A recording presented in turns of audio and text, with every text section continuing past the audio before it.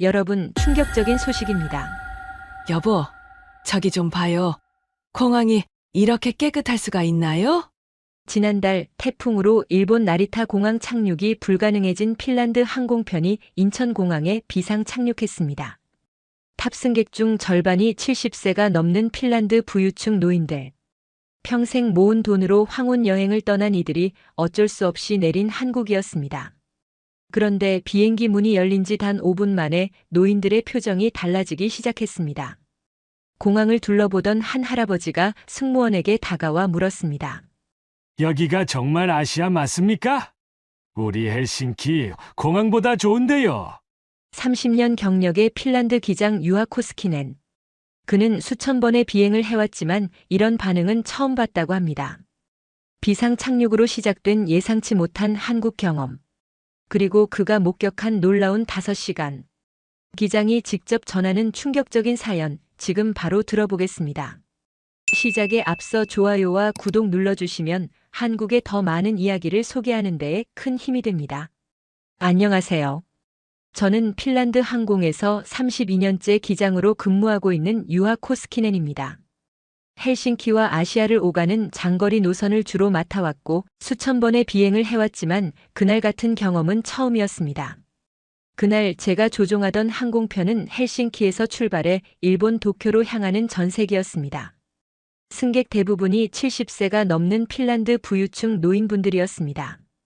평생 은행장, 기업회장, 대학 교수로 살아오신 분들이 은퇴 후 평생 모은 돈으로 떠난 황혼 여행이었습니다. 모두들 일본의 온천과 전통 정원을 기대하며 설레는 표정이었습니다. 그런데 일본 상공에 접근하던 중 관제탑에서 연락이 왔습니다. 대형 태풍이 일본 열도를 강타하고 있어서 나리타 공항이 폐쇄되었다는 것이었습니다. 저는 즉시 대체 착륙지를 찾아야 했습니다. 연료와 거리를 계산해 보니 가장 가까운 곳이 한국 인천이었습니다. 승객들에게 상황을 설명했을 때 실망하는 한숨소리가 기내에 가득했습니다. 한국은 이분들의 여행 계획에 전혀 없던 나라였으니까요. 인천공항에 착륙 허가를 요청했고 관제탑은 즉시 활주로를 배정해줬습니다. 비상 상황이 아니었지만 태풍 때문에 예정에 없던 착륙이었기에 저는 조금 긴장했습니다. 하지만 관제탑의 안내는 침착하고 정확했습니다. 32년 경력 동안 여러 나라 공항에 예정에 없던 착륙을 해본 적이 있지만 이렇게 신속하게 처리해주는 곳은 드물었습니다. 활주로에 내려 게이트로 이동하는 동안 저는 창밖으로 공항 시설을 살펴봤습니다. 활주로 상태가 완벽했고 유도등과 표지판들이 선명했습니다. 북유럽 공항들도 좋지만 인천공항의 시설은 확실히 최신식이었습니다. 특히 야간 조명 시스템이 인상적이었습니다. 저녁 시간대였는데도 시야 확보가 완벽했습니다. 게이트에 도착하고 기내 문이 열렸습니다. 공항 직원이 올라와 상황을 확인했고 놀랍게도 핀란드어가 가능한 직원이 함께 왔습니다. 승객들에게 대기 시간과 절차를 핀란드어로 설명해줬습니다. 헬싱키 공항에서도 아시아 언어 통역을 즉시 구하기는 쉽지 않은데 한국은 이미 준비가 되어 있었습니다. 승객들은 환승 대기 구역으로 안내되었습니다. 저와 승무원들도 잠시 대기실로 가서 쉬기로 했습니다. 기내에만 있을 수 없었고 다음 비행 준비를 위해 잠시 몸을 풀 필요가 있었습니다. 대기실에 도착했을 때 가장 먼저 눈에 들어온 것은 청결함이었습니다. 바닥이 거울처럼 반짝였습니다. 수많은 사람들이 오가는 공항인데도 먼지 하나 보이지 않았습니다. 의자들도 깨끗했고 배치도 여유로웠습니다. 헬싱키 공항도 깨끗한 편이지만 인천공항은 규모가 훨씬 크면서도 관리 상태가 완벽했습니다. 이렇게 큰 공항을 이 수준으로 유지한다는 것이 놀라웠습니다. 화장실을 다녀온 부기장이 저에게 말했습니다. 공항 화장실이 호텔 수준이라고 했습니다. 저도 직접 가보니 정말 그랬습니다. 비데가 설치되어 있었고 세면대와 거울이 새 것처럼 깨끗했습니다. 손 건조기도 최신형이었고 휴지와 비누도 넉넉하게 비치되어 있었습니다. 유럽 주요 공항들도 시설은 좋지만 이용객이 많아서 늘 어수선한데 인천공항은 달랐습니다. 승객 중 한 분이 휠체어를 사용하셨는데 공항 직원이 바로 도움을 제공했습니다. 휠체어 이동 경로가 따로 표시되어 있었고 경사로와 엘리베이터가 동선마다 설치되어 있었습니다. 북유럽이 장애인 복지로 유명하지만 공항 시설만큼은 한국이 우리보다 체계적이었습니다. 대기 시간 동안 승객들은 각자 공항 내 식당이나 편의점을 이용했습니다. 저도 간단히 요기를 하려고 공항 식당가로 갔습니다. 식당 종류가 정말 다양했습니다. 한식, 일식, 중식, 양식까지 없는 게 없었습니다. 가격도 공항치고는 합리적이었습니다. 유럽 공항들은 식사 한 끼에 20유로는 기본인데 인천공항은 그보다 저렴했습니다. 저는 한국 음식을 처음 먹어봤습니다. 비빔밥이라는 요리였는데 생각보다 맛있었습니다. 채소와 밥, 고기가 조화롭게 어우러져 있었고 매운 소스가 식욕을 돋웠습니다. 공항 음식이라고 무시할 수준이 아니었습니다. 제대로 조리된 한 끼 식사였습니다. 식사를 마치고 돌아오는 길에 면세점 구역을 지나쳤습니다. 규모가 상상 이상이었습니다. 유럽 명품 브랜드는 물론이고 아시아 브랜드까지 입점해 있었습니다. 헬싱키 공항 면세점과 비교하면 10배는 큰 것 같았습니다. 승객 몇 분이 면세점을 구경하고 계셨는데 한 할머니는 한국 화장품을 사고 계셨습니다. 공항 곳곳에 디지털 안내판이 설치되어 있었습니다. 비행 정보, 날씨, 환율, 심지어 관광 정보까지 실시간으로 표시되고 있었습니다. 핀란드어 지원도 되었고 터치스크린으로 원하는 정보를 쉽게 찾을 수 있었습니다. 기술적으로 앞서 있다는 느낌을 받았습니다. 무료 와이파이도 빠르고 안정적이었습니다. 승객들이 가족들에게 상황을 알리는데 불편함이 없었습니다. 유럽 공항들은 무료 와이파이가 시간 제한이 있거나 속도가 느린 경우가 많은데 인천공항은 제한 없이 빠른 인터넷을 제공했습니다. 충전 시설도 곳곳에 마련되어 있었습니다. 의자마다 충전 포트가 있어서 휴대전화나 노트북을 충전할 수 있었습니다. 이런 작은 배려들이 여행객들에게는 큰 도움이 됩니다. 장시간 대기할 때 배터리 걱정 없이 시간을 보낼 수 있으니까요. 저는 32년 동안 전 세계 주요 공항을 다녀봤습니다. 유럽의 프랑크푸르트, 런던, 파리, 아시아의 싱가포르, 홍콩, 도쿄까지 모두 경험해봤습니다. 인천공항은 시설의 현대성과 관리 수준에서 최상위권이었습니다. 특히 이렇게 큰 규모를 완벽하게 운영한다는 점이 놀라웠습니다. 예상 대기 시간은 약 5시간이었습니다. 태풍이 일본을 지나갈 때까지 기다려야 했습니다. 처음에는 긴 시간이라고 생각했는데 막상 공항에 있다 보니 지루하지 않았습니다. 시설도 편안했고 볼 것도 많았습니다. 승객들도 처음의 실망감은 사라진 것 같았습니다. 오히려 신기한 듯 공항을 구경하고 다니는 분들이 많았습니다. 5시간이 지나고 일본 기상 상황이 호전되었다는 연락을 받았습니다. 다시 출발 준비를 해야 할 시간이었습니다. 탑승 안내를 하려고 대기실로 갔는데 승객 몇 분이 저에게 다가왔습니다. 한국에 좀 더 머물 수 있냐고 일본 대신 한국을 보고 싶다고 말하는 것이었습니다. 순간 저는 당황했습니다. 32년 경력 동안 공항 대기 5시간 때문에 여행 계획을 바꾸겠다는 승객은 처음이었습니다. 결국 승객 중 12명이 일본행을 포기하고 한국에 남기로 결정했습니다. 저는 항공사의 상황을 보고했고 남은 승객들을 태우고 도쿄로 출발했습니다. 하지만 제 머릿속에는 그분들의 결정이 계속 맴돌았습니다. 도대체 공항에서 무엇을 보셨기에 그런 선택을 한 걸까요? 나중에 알게 된 사실인데 그분들은 대기 시간 중에 공항 밖으로 나가셨다고 합니다. 5시간이 지루해서 일부 노인분들이 잠깐이라도 서울 시내를 보고 오자고 의견을 모았던 것입니다.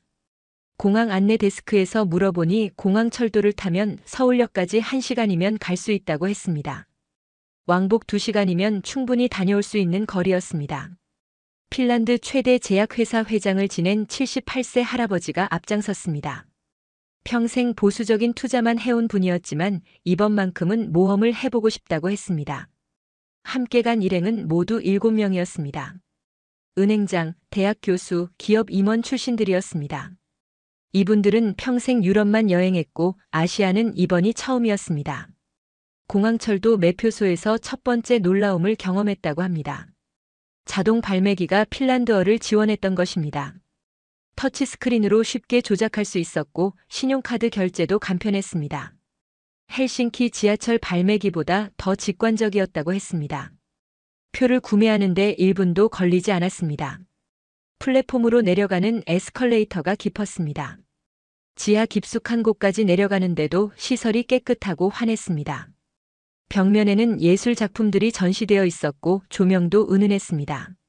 단순히 이동수단이 아니라 하나의 공간으로 설계되어 있다는 느낌을 받았다고 합니다. 열차를 기다리는 동안 승강장을 둘러봤습니다. 바닥이 깨끗했고 안전 펜스가 설치되어 있었습니다. 핀란드에서도 최근 지어진 역들만 이런 시설이 있는데 한국은 모든 역에 기본으로 설치되어 있었습니다. 전광판에는 다음 열차 도착 시간이 분 단위로 정확하게 표시되고 있었습니다. 열차가 도착했습니다. 외관부터 인상적이었다고 합니다. 매끄러운 디자인의 깨끗한 차체였습니다. 문이 열리자 내부도 예상을 뛰어넘었습니다. 좌석이 넓고 편안했으며 손잡이도 충분했습니다. 노인들이 서서 가기에도 안정적인 구조였습니다. 무엇보다 놀라운 것은 조용함이었습니다. 열차가 달리는데도 소음이 거의 없었습니다. 대화를 나누는데 전혀 불편함이 없을 정도였습니다. 헬싱키 지하철도 조용한 편이지만 한국 열차는 더 조용했습니다. 진동도 적어서 서 있어도 흔들림이 거의 없었습니다. 차량 내부에 설치된 스크린이 눈길을 끌었습니다. 현재 위치, 다음 역, 환승 정보가 실시간으로 표시되고 있었습니다. 핀란드어 지원은 없었지만 영어와 그림으로 충분히 이해할 수 있었습니다. 역마다 번호가 매겨져 있어서 숫자만 세어도 어디서 내릴지 알 수 있었습니다. 승객들의 모습도 인상적이었습니다. 출퇴근 시간이 지난 후였지만 사람들이 꽤 있었습니다. 모두 조용히 앉아서 스마트폰을 보거나 책을 읽고 있었습니다. 큰 소리로 통화하거나 음악을 크게 틀어놓은 사람은 없었습니다. 북유럽 사람들도 조용한 편이지만 한국 사람들의 질서 의식은 더 뛰어나 보였습니다. 노약 좌석이 따로 마련되어 있었고 실제로 젊은 승객들이 노인들에게 자리를 양보하는 모습을 봤다고 합니다. 핀란드에서도 노인 공경 문화가 있지만 한국은 더 자연스럽고 일상적이었습니다. 억지로 하는 것이 아니라 당연하게 받아들이는 분위기였습니다. 서울역에 도착했습니다. 역사 규모가 상상 이상이었다고 합니다. 헬싱키 중앙역보다 훨씬 컸고 현대적이었습니다. 에스컬레이터를 타고 지상으로 올라가는 동안에도 시설의 깨끗함에 계속 놀랐다고 합니다. 지상으로 나오자 서울의 풍경이 펼쳐졌습니다. 고층 빌딩들이 즐비했고 도로는 넓고 깨끗했습니다. 헬싱키도 깨끗한 도시지만 서울은 규모가 달랐습니다. 인구 1,000만 명이 사는 대도시인데도 거리가 정돈되어 있었습니다. 횡단보도를 건너는 순간 또 다른 놀라움이 있었습니다. 신호등에서 음성 안내가 나왔습니다. 시각 장애인을 위한 배려였습니다. 보도와 차도의 경계도 명확했고 턱이 낮아서 휠체어나 유모차가 지나가기 편했습니다. 도시 설계 자체가 모든 사람을 배려하고 있었습니다. 근처 편의점에 들어가 봤습니다. 24시간 운영되는 작은 가게였는데 없는 게 없었습니다. 음식, 음료, 생필품은 물론이고 택배 서비스, 공과금 납부, 현금 인출까지 가능했습니다. 핀란드에서는 이런 서비스를 받으려면 여러 곳을 돌아다녀야 하는데 한국은 한 곳에서 모든 게 해결되었습니다. 직원에게 물어볼 게 있어서 영어로 말을 걸었습니다.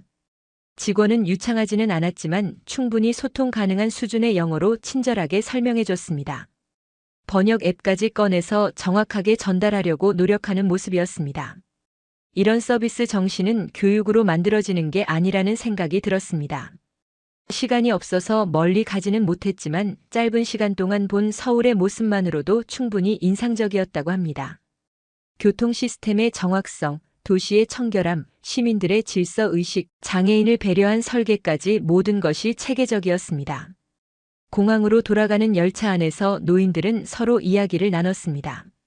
단 2시간의 짧은 외출이었지만 한국에 대한 생각이 완전히 바뀌었다고 했습니다. 처음에는 어쩔 수 없이 들른 나라였지만 이제는 제대로 보고 싶은 나라가 되었습니다. 그래서 일본행을 포기하고 한국에 남기로 결정한 것이었습니다. 한국에 남기로 한 12명의 노인들은 서울 시내 호텔에 짐을 풀었습니다. 저는 다음 비행 일정이 있어서 도쿄로 갔지만 나중에 그분들에게서 연락을 받았습니다. 한국에서의 경험을 꼭 전하고 싶다며 자세한 이야기를 들려주셨습니다. 호텔에 체크인한 첫날 저녁 전직 은행장이었던 73세 할아버지가 두통을 호소했다고 합니다.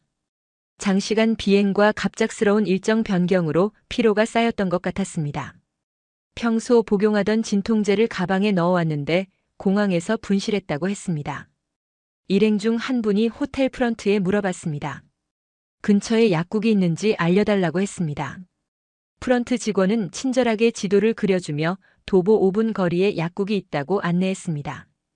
밤 9시가 넘은 시각이었는데도 문을 열고 있다고 했습니다. 핀란드에서는 밤 9시면 대부분의 상점이 문을 닫는데 한국은 달랐습니다. 약국을 찾아가는 길도 편했습니다. 거리가 밝았고 보도가 잘 정비되어 있었습니다. 핀란드 겨울철에는 밤 5시면 어두워지고 거리가 한산해지는데 서울은 밤 9시에도 사람들이 활발하게 움직이고 있었습니다. 식당과 상점들이 불을 밝히고 영업 중이었습니다. 약국에 도착했습니다. 입구부터 깨끗하고 밝았습니다. 내부는 더 인상적이었습니다. 약품이 체계적으로 분류되어 있었고 진열도 깔끔했습니다. 핀란드 약국과 비교해도 전혀 뒤지지 않는 수준이었습니다. 오히려 더 현대적이고 고급스러워 보였습니다. 약사에게 상황을 설명해야 했는데 언어가 문제였습니다. 영어로 말을 걸자 약사는 잠시 기다리라는 손짓을 했습니다. 그리고 태블릿을 꺼내서 번역 프로그램을 실행했습니다. 증상과 필요한 약에 대해 정확하게 소통할 수 있었습니다. 약사는 단순히 약만 파는 것이 아니었습니다. 환자의 나이와 체중을 물어봤고 다른 복용 중인 약물이 있는지도 확인했습니다. 핀란드 약사들도 이런 절차를 거치지만 외국인 손님에게까지 이렇게 신경 쓰는 경우는 드뭅니다. 전문성과 책임감이 느껴졌습니다. 약사는 몇 가지 옵션을 제시했습니다. 강한 진통제와 약한 진통제, 그리고 부작용이 적은 제품까지 설명해줬습니다. 각 약의 장단점을 번역 프로그램을 통해 상세히 알려줬습니다. 환자의 선택을 존중하면서도 전문가로서 조언을 아끼지 않았습니다. 결국 부작용이 적은 중간 강도의 진통제를 선택했습니다. 약사는 복용법까지 꼼꼼하게 설명해줬습니다. 하루 몇 번, 식사 전인지 후인지, 주의사항은 무엇인지 모두 알려줬습니다. 약봉지에도 영어로 복용법이 인쇄되어 있었습니다. 가격도 놀라웠습니다. 핀란드에서 같은 종류의 약을 사면 20유로는 좋게 나오는데 한국에서는 그 절반도 안 되는 가격이었습니다. 의료 접근성이 이렇게 좋을 수 있다는 게 신기했습니다. 외국인인데도 합리적인 가격에 양질의 서비스를 받을 수 있었습니다. 약국을 나오면서 일행들은 감탄했습니다. 밤 9시가 넘은 시각에 약국이 열려 있고 언어가 통하지 않는 외국인에게도 친절하게 상담해주고 가격까지 합리적이라니 믿기지 않았습니다. 핀란드에서는 상상하기 어려운 일이었습니다. 호텔로 돌아가는 길에 편의점에 들렀습니다. 약을 먹을 물을 사기 위해서였습니다. 편의점 간판이 환하게 빛나고 있었고 24시간 영업이라는 표시가 붙어 있었습니다. 핀란드에서는 24시간 편의점이 극히 드문데 서울에서는 흔한 것 같았습니다. 편의점 안으로 들어갔습니다. 규모는 작았지만 물건 종류는 상상 이상이었습니다. 음료, 과자, 도시락, 샌드위치, 과일, 생필품까지 없는 게 없었습니다. 헬싱키 편의점의 3배는 되는 물품이 진열되어 있었습니다. 도시락 코너가 특히 인상적이었습니다. 종류가 10가지가 넘었고 모두 당일 제조된 신선한 제품이었습니다. 전자레인지가 비치되어 있어서 즉석에서 데워 먹을 수 있었습니다. 핀란드 편의점에서는 샌드위치 정도만 파는데 한국은 제대로 된 식사를 해결할 수 있었습니다. 계산대에서 또 한 번 놀랐습니다. 단순히 물건값만 계산하는 게 아니었습니다. 택배 발송, 공과금 납부, 교통카드 충전, 현금 인출까지 가능했습니다. 편의점이 아니라 작은 은행이자 우체국 같았습니다. 한 공간에서 모든 생활 서비스를 해결할 수 있다는 게 놀라웠습니다. 직원은 젊은 여성이었는데 친절했습니다. 외국인 손님인 걸 알고 영어로 말을 걸어줬습니다. 유창하지는 않았지만 의사소통에는 문제가 없었습니다. 밤늦은 시간인데도 피곤한 기색 없이 밝은 표정으로 응대했습니다. 물과 간단한 과자를 샀습니다. 가격이 저렴했습니다. 핀란드에서는 물 한 병의 2유로는 하는데 한국에서는 1유로도 안 되는 가격이었습니다. 생활 물가가 합리적이라는 생각이 들었습니다. 물가가 비싼 북유럽에서 온 노인들에게는 더욱 인상적으로 느껴졌습니다. 편의점을 나오며 한 할아버지가 말했습니다. 이 나라는 국민들이 편하게 살 수 있도록 모든 시스템이 설계되어 있다고 했습니다. 24시간 운영되는 상점, 합리적인 가격, 다양한 서비스, 친절한 직원까지 모든 것이 국민 편의를 최우선으로 생각하는 것 같았습니다. 호텔로 돌아와 약을 먹고 쉬었습니다. 두통을 호소하던 할아버지는 다음 날 아침 많이 좋아졌다고 했습니다. 약 효과도 좋았지만 한국 사람들의 친절함에 마음이 편안해졌다고 말했습니다. 외국에서 아플 때 가장 불안한 법인데 한국에서는 그런 걱정이 없었습니다. 그날 밤 노인들은 서로 이야기를 나눴습니다. 약국과 편의점에서 경험한 일들이 화제였습니다. 작은 일상 속에서 한국의 선진화된 시스템을 느낄 수 있었다고 했습니다. 관광 명소를 보는 것보다 이런 경험이 더 값지다는 의견이 나왔습니다. 다음 날 저녁 노인들은 호텔 근처 식당가로 향했습니다. 호텔 직원이 추천해준 곳이었습니다. 현지인들이 자주 가는 식당가라고 했습니다. 관광객 전용 식당이 아니라 진짜 한국 음식을 맛볼 수 있는 곳이었습니다. 식당가에 도착하자 활기찬 분위기가 느껴졌습니다. 저녁 시간이라 사람들로 붐볐지만 어수선하지 않았습니다. 각 식당마다 메뉴판이 진열되어 있었고 일부는 영어 표기도 되어 있었습니다. 음식 사진도 함께 있어서 어떤 요리인지 쉽게 알 수 있었습니다. 한 한식당 앞에 멈춰 섰습니다. 메뉴판을 보니 불고기, 비빔밥, 찌개 종류가 있었습니다. 사진으로 봐도 음식이 신선하고 정갈해 보였습니다. 핀란드 음식은 대체로 단순하고 담백한데 한국 음식은 색깔부터 화려했습니다. 식당 안으로 들어갔습니다. 내부가 깨끗했습니다. 테이블과 의자가 잘 정돈되어 있었고 바닥도 반짝였습니다. 주방이 보이는 구조였는데 주방도 깔끔했습니다. 위생 관리가 철저하다는 것을 한눈에 알 수 있었습니다. 직원이 자리로 안내했습니다. 나이 지긋한 여성 직원이었는데 미소가 따뜻했습니다. 외국인 손님인 걸 알고 영어 메뉴판을 가져다 줬습니다. 각 요리마다 간단한 설명이 적혀 있었습니다. 어떤 재료로 만들고 어떤 맛인지 알 수 있었습니다. 메뉴를 고르기 어려워하자 직원이 도움을 줬습니다. 노인들이 드시기 좋은 메뉴를 추천해 줬습니다. 너무 맵지 않고 소화가 잘 되는 음식으로 골라줬습니다. 불고기와 된장찌개, 그리고 비빔밥을 권했습니다. 고객의 상황을 고려한 세심한 배려였습니다. 주문을 하고 기다리는 동안 반찬이 나왔습니다. 작은 접시에 담긴 반찬들이 여러 종류였습니다. 김치, 콩나물, 시금치, 무생채 등 다양했습니다. 핀란드에서는 식사 전에 빵 정도만 나오는데 한국은 반찬만으로도 한 상이었습니다. 반찬을 맛보니 신기했습니다. 김치는 처음 먹어보는 맛이었지만 생각보다 맛있었습니다. 약간 매콤하면서도 상큼했습니다. 다른 반찬들도 각각 맛이 달랐고 모두 정성스럽게 만든 것 같았습니다. 음식에 대한 철학이 느껴졌습니다. 얼마 지나지 않아 주문한 음식이 나왔습니다. 불고기가 지글지글 끓는 돌판에 담겨 나왔습니다. 고기와 야채가 조화롭게 볶아져 있었고 향이 좋았습니다. 된장찌개는 뜨거운 돌솥에 담겨 나왔고 김이 모락모락 났습니다. 식사하는 동안 직원들이 수시로 물을 채워주고 빈 그릇을 치워줬습니다.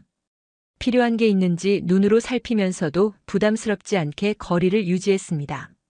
적절한 서비스의 균형이었습니다. 고급 레스토랑에서나 받을 법한 대접이었습니다. 다른 테이블을 보니 현지인 가족들이 식사하고 있었습니다. 어린아이부터 노인까지 함께 모여 밥을 먹는 모습이 정겨웠습니다. 핀란드에서도 가족 식사는 중요하지만 한국은 더 자주 더 많은 사람들이 함께 모이는 것 같았습니다. 가족을 중시하는 문화가 느껴졌습니다. 식사를 마치고 계산했습니다. 가격을 보고 놀랐습니다.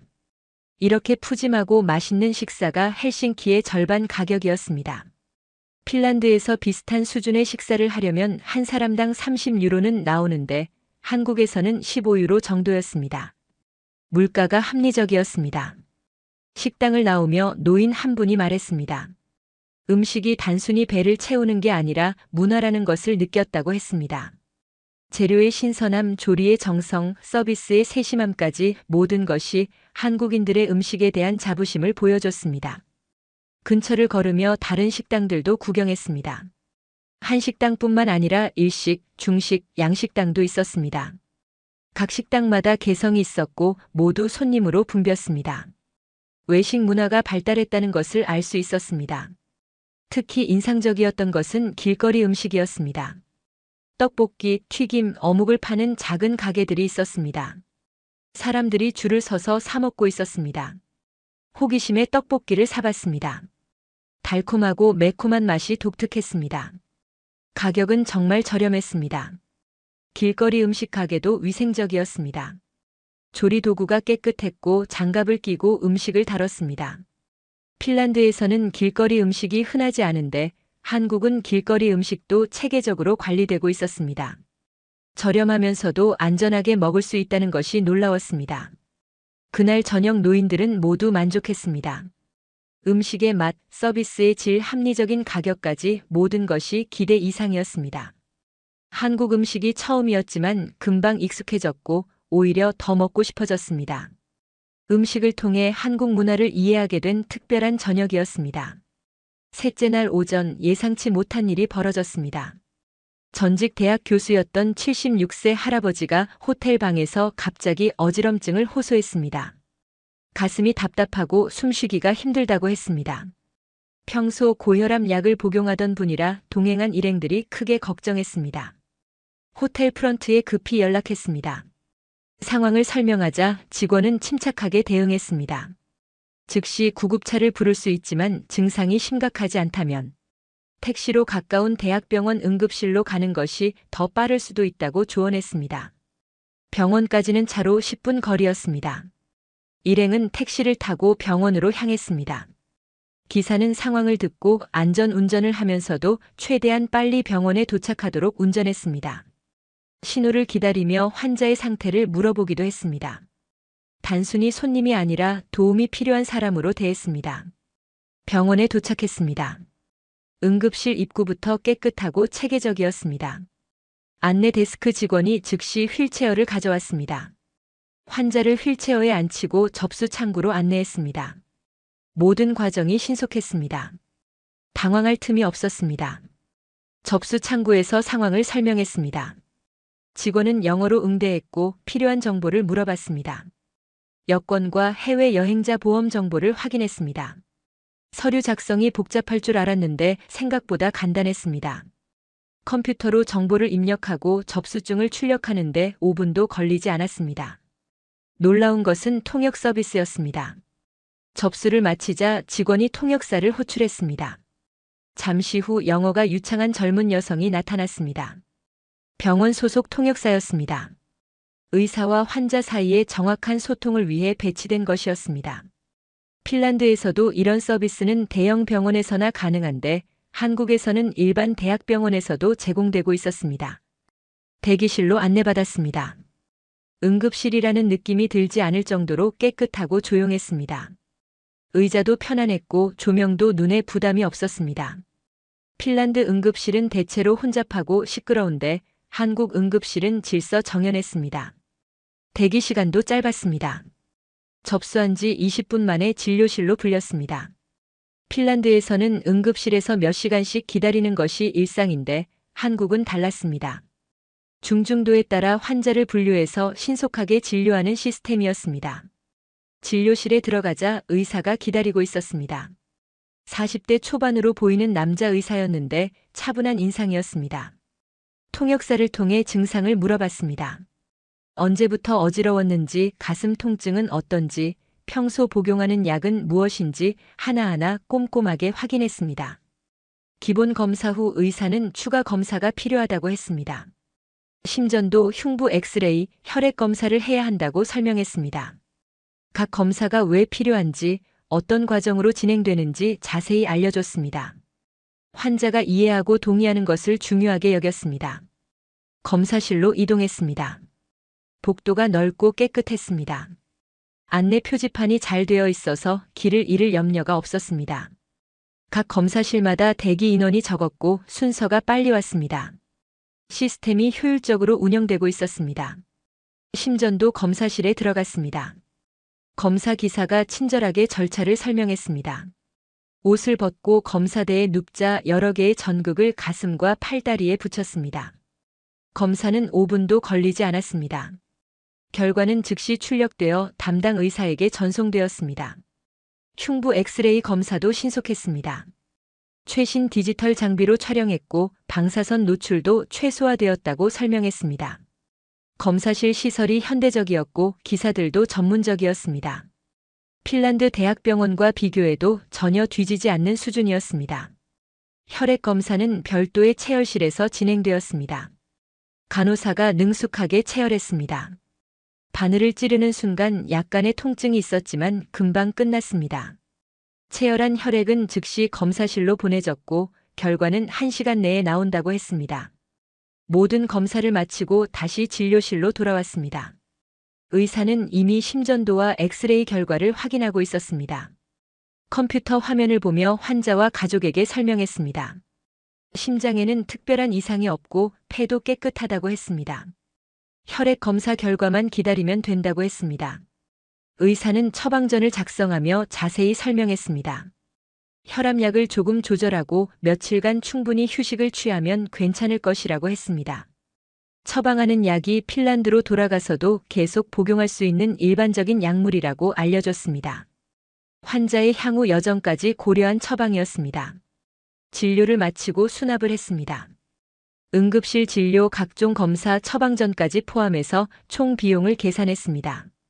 해외 여행자 보험이 적용되지 않는 항목도 있었지만 전체 금액은 예상보다 훨씬 적었습니다. 핀란드에서 같은 검사를 받으면 2배는 나올 비용이었습니다. 병원을 나서며 일행들은 안도했습니다. 외국에서 응급 상황이 발생했을 때 가장 무서운 것은 의료 서비스의 불확실성입니다. 하지만 한국에서는 그런 걱정이 전혀 필요 없었습니다. 신속한 대응, 전문적인 의료진, 체계적인 시스템, 합리적인 비용까지 모든 것이 완벽했습니다. 택시를 타고 호텔로 돌아가는 길에 환자는 말했습니다. 76년을 살면서 여러 나라 병원을 가봤지만 오늘처럼 안심하고 치료받은 적은 없었다고 했습니다. 의료진의 전문성은 물론이고 외국인에 대한 배려가 특별했다고 했습니다. 한국의 의료 시스템이 세계 최고 수준이라는 것을 직접 경험으로 확인한 하루였습니다. 나흘째 되는 날 노인들은 다시 인천공항에 모였습니다. 원래 예정대로라면 이미 일본에서 여행을 즐기고 있어야 했지만 한국에서의 경험이 너무 값져서 일정을 변경했습니다. 이제 핀란드로 돌아갈 시간이었습니다. 공항 라운지에 앉아 마지막 시간을 보냈습니다. 출발 시간까지 2시간 정도 여유가 있었습니다. 노인들은 자연스럽게 지난 며칠간의 경험담을 나눴습니다. 각자가 본 한국의 모습이 조금씩 달랐지만 공통적인 감상은 같았습니다. 전직 은행장이었던 할아버지가 입을 열었습니다. 자신은 평생 금융업에 종사하며 여러 나라를 다녔다고 했습니다. 유럽, 미국, 심지어 일본도 여러 번 갔었다고 했습니다. 하지만 한국처럼 모든 시스템이 완벽하게 작동하는 나라는 처음이라고 말했습니다. 특히 디지털 시스템에 감탄했다고 했습니다. 공항 체크인부터 지하철 발권, 병원 접수까지 모든 것이 전산화되어 있었습니다. 종이 서류가 거의 없었고 모든 절차가 빠르고 정확했습니다. 핀란드도 디지털화가 진행 중이지만 한국은 이미 완성 단계였습니다. 노인들은 자녀들에게 전화를 걸었습니다. 핀란드에 있는 가족들에게 한국에서의 경험을 들려줬습니다. 처음에는 비행기가 예정대로 가지 못해 걱정했던 자녀들도 부모님의 이야기를 듣고 놀라워했습니다. 한국이 그렇게 좋은 나라였냐고 물었습니다. 한 할아버지는 딸에게 말했습니다. 다음에는 가족과 함께 한국을 다시 방문하고 싶다고 했습니다. 이번에는 시간이 짧아서 서울만 봤는데 다른 도시들도 구경하고 싶다고 했습니다. 제주도와 부산도 가보고 싶다고 말했습니다. 다른 할머니는 아들에게 한국 화장품을 선물로 사갔다고 말했습니다. 면세점에서 산 제품인데 품질이 좋고 가격도 합리적이었다고 했습니다. 한국 제품에 대한 신뢰가 생겼다고 말했습니다. 앞으로 한국 브랜드를 더 찾아볼 것 같다고 했습니다. 전화를 끊고 노인들은 다시 대화를 이어갔습니다. 이번 여행이 예상과 완전히 달랐지만 오히려 더 값진 경험이었다고 입을 모았습니다. 일본 온천도 좋았겠지만 한국에서 본 것들이 더 기억에 남을 것 같다고 말했습니다. 한 할아버지가 진지하게 말했습니다. 자신은 평생 유럽이 세계의 중심이라고 생각했다고 했습니다. 유럽의 역사, 문화, 기술이 가장 앞서 있다고 믿었다고 했습니다. 하지만 한국을 보고 생각이 바뀌었다고 말했습니다.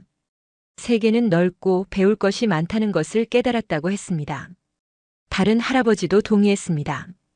핀란드도 좋은 나라지만 한국에서 배울 점이 많다고 했습니다. 특히 효율성과 혁신에서 한국이 앞서 있다고 평가했습니다.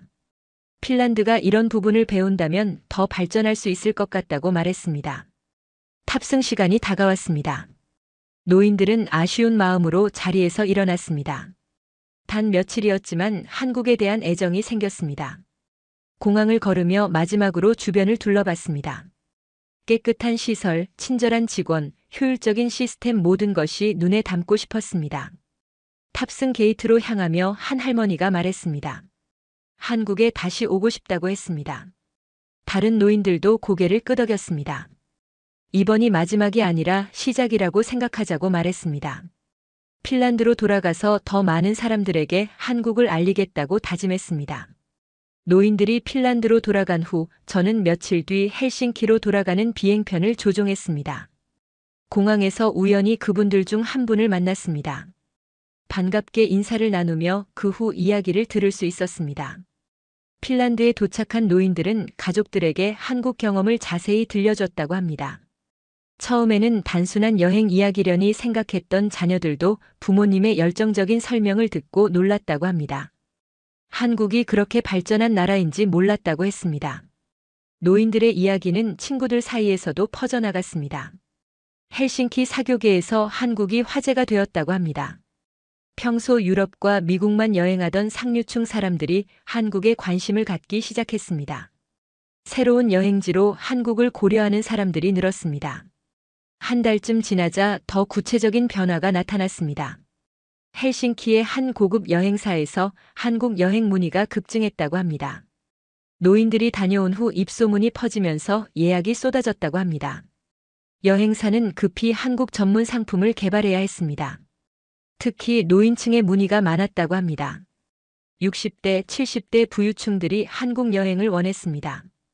관광지보다는 일상생활을 체험하고 싶다고 했습니다. 지하철 타보기, 병원 방문, 시장 구경 등 현지인처럼 여행하고 싶다는 요청이 많았습니다. 노인들 중 몇 분은 실제로 한국 재방문을 준비하고 있었습니다.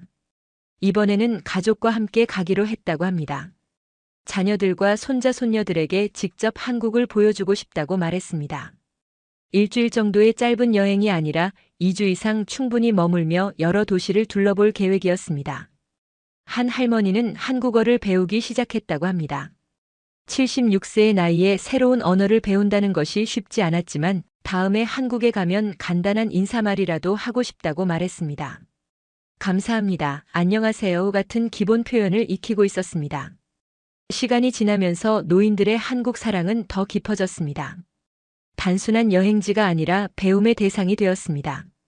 핀란드도 좋은 나라지만 한국에서 배울 점이 많다고 계속 강조했습니다. 두 나라가 서로 교류하며 발전할 수 있을 것 같다고 말했습니다. 노인들은 주변 사람들에게 한국을 적극 추천했습니다. 친구들과 만날 때마다 한국 이야기를 꺼냈고 꼭 한번 가보라고 권했습니다. 유럽만 고집하지 말고 아시아, 특히 한국을 경험해보라고 조언했습니다. 생각보다 훨씬 놀라운 나라라고 강조했습니다. 핀란드와 한국의 거리는 멀지만 마음의 거리는 가까워졌습니다. 노인들의 경험담이 두 나라를 연결하는 다리가 되었습니다. 작은 만남이 큰 변화를 만들어낸 것입니다. 우연한 비상 착륙이 특별한 인연의 시작이 되었습니다. 저는 그 후로도 계속 헬싱키와 아시아를 오가는 노선을 담당했습니다. 가끔 인천공항에 착륙할 때면 그날의 일이 떠올랐습니다. 태풍 때문에 어쩔 수 없이 내렸던 공항이었지만 그 짧은 시간이 많은 사람들의 생각을 바꿔놓았습니다. 몇 달 후 저는 핀란드 항공 조종사 모임에서 그날의 경험을 공유할 기회가 있었습니다. 동료 기장들 앞에서 비상 착륙과 그 후의 일들을 이야기했습니다. 많은 기장들이 놀라워했습니다. 단 5시간의 공항 대기가 그렇게 큰 영향을 미칠 줄은 몰랐다고 했습니다. 한 선배 기장이 물었습니다. 인천공항이 정말 그렇게 좋은지 과장된 것 아니냐고 했습니다. 저는 솔직하게 답했습니다. 전혀 과장이 아니라고, 오히려 말로 다 표현할 수 없을 정도라고 했습니다. 32년 경력 동안 가본 모든 공항 중에서 최고 수준이라고 확신했습니다. 시설의 현대성은 물론이고 운영의 효율성이 뛰어났다고 설명했습니다.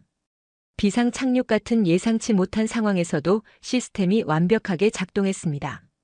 승객들의 불편을 최소화하려는 노력이 곳곳에서 보였습니다. 이런 수준의 서비스를 제공하는 공항은 드물다고 강조했습니다. 다른 기장이 질문했습니다. 한국이라는 나라 전체가 그런지 아니면 공항만 특별한 건지 궁금하다고 했습니다.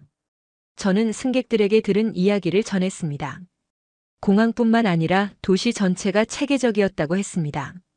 교통, 의료, 상업시설 모든 것이 높은 수준이었다고 말했습니다. 승무원들도 비슷한 경험을 했다고 전해 들었습니다. 그날 함께 비행했던 승무원들이 나중에 저에게 말했습니다. 인천공항 직원들의 친절함과 전문성이 인상적이었다고 했습니다. 예상치 못한 전세기를 받아들이면서도 당황하지 않고 완벽하게 대응했다고 칭찬했습니다. 한 승무원은 개인적으로 한국을 다시 방문했다고 합니다. 그날의 경험이 너무 좋아서 휴가 때 서울 여행을 갔다고 했습니다. 며칠간 머물며 여러 곳을 둘러봤는데 기대 이상이었다고 말했습니다. 동료들에게도 한국 여행을 추천하고 있다고 했습니다. 저 역시 한국에 대한 인식이 완전히 바뀌었습니다. 솔직히 말하면 그 전까지는 한국에 대해 잘 몰랐습니다. 아시아의 한 나라 정도로만 생각했습니다. 하지만 직접 경험하고 나니 생각이 달라졌습니다. 선진 시스템과 높은 시민 의식을 갖춘 나라였습니다. 무엇보다 놀라운 것은 외국인에 대한 배려였습니다. 언어가 통하지 않아도 소통하려고 노력했고 어려움에 처한 사람을 도우려는 마음이 자연스러웠습니다. 이런 따뜻함은 시스템이나 시설보다 더 중요한 가치라고 생각했습니다. 기장 모임에서 제 이야기를 들은 동료들도 관심을 보였습니다. 몇 명은 다음 휴가 때 한국을 가보겠다고 말했습니다. 가족과 함께 여행하고 싶다는 기장도 있었습니다. 저는 기꺼이 여행 조언을 해줬고 꼭 가보라고 권했습니다. 그 후로 저는 인천공항에 착륙할 때마다 특별한 감정을 느낍니다. 다른 공항들과는 다른 의미가 있습니다. 우연한 비상 착륙이 많은 사람들에게 새로운 경험을 선사한 곳입니다. 위기가 기회가 된 특별한 장소입니다. 승객들에게도 가끔 그날의 이야기를 합니다. 기내 방송으로 인천공항에 대해 소개할 때 개인적인 경험을 덧붙입니다. 세계 최고 수준의 공항이며 한국이라는 나라도 방문해 볼 만한 가치가 있다고 말합니다.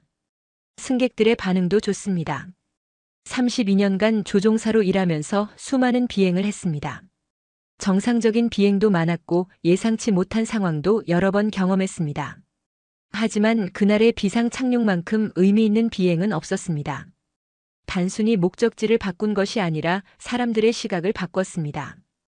돌이켜보면 모든 것이 우연이었습니다. 태풍이 일본을 강타하지 않았다면 인천공항에 착륙하지 않았을 것입니다. 노인들이 호기심으로 공항 밖으로 나가지 않았다면 한국을 경험하지 못했을 것입니다. 작은 우연들이 모여 큰 변화를 만들었습니다. 하지만 우연만으로는 설명할 수 없는 것도 있습니다. 한국이 준비되어 있지 않았다면 이런 일은 일어나지 않았을 것입니다. 완벽한 시설, 효율적인 시스템, 친절한 사람들이 있었기에 가능했습니다. 한국이라는 나라가 만들어낸 결과였습니다. 저는 이제 확신을 가지고 말할 수 있습니다. 비상 착륙지가 한국이어서 정말 다행이었다고. 만약 다른 나라였다면 승객들이 그렇게 만족하지 못했을 것이라고 말입니다. 한국은 위기 상황에서도 최선을 다하는 나라였습니다. 세상은 넓고 배울 것은 많습니다. 나이가 들었다고 오랜 경력을 쌓았다고 해서 더 이상 새로운 것이 없는 것은 아닙니다. 76세의 노인들도 한국에서 새로운 세계를 발견했습니다. 저 역시 32년 경력의 기장이지만 한국에서 많은 것을 배웠습니다. 이것이 제가 경험한 놀라운 이야기입니다. 태풍으로 시작된 예상치 못한 여정이 얼마나 많은 사람들에게 영감을 줬는지, 한 나라의 진정한 모습이 얼마나 강력한 인상을 남기는지 직접 목격했습니다. 이 경험을 여러분과 나눌 수 있어서 기쁩니다. 감사합니다. 오늘 사연은 여기까지입니다. 태풍 비상 착륙 핀란드 노인들 한국에 반하게 된 스토리 어떠셨나요? 사연의 주인공에게 응원의 댓글을 남겨주세요. 지금까지 감동정거장에서 사연 전해드렸습니다. 사연이 마음에 드셨다면 좋아요와 구독 부탁드립니다. 시청해주셔서 감사합니다.